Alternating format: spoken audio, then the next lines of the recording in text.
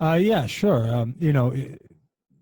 I I went, after high school, I went back to Israel. I was in the military, and then I came back and I went into college, and um, didn't really do well in college.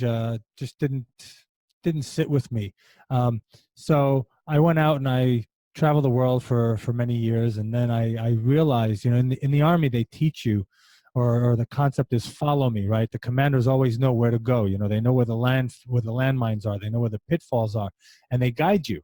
And the smart soldiers listen to their commanders, and they don't step there, right? So I understood from an early age that I need to find people that were a lot smarter than I am.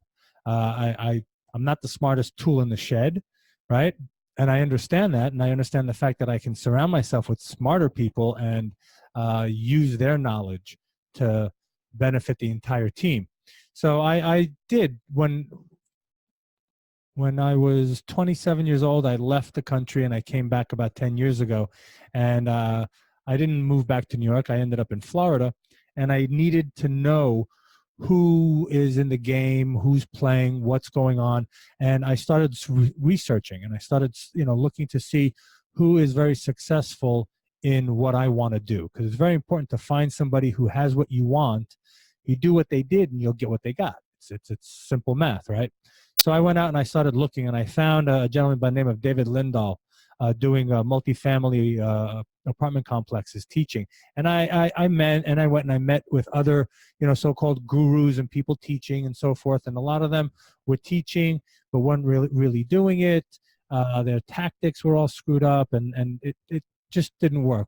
And when I found David Lindahl, I found someone who is still in the trenches. He's still building his real estate empire. He's still out there talking to brokers. He's raising capital, and he's learning the new laws that are coming, that are constantly changing.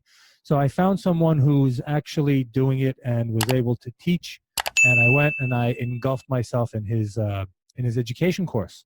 And I really just went and I dove deep, and I went in and I redid his courses, and I listened to all the videos and all the CDs and everything. And I really got myself educated on multifamily, because single families are one thing, office buildings are another.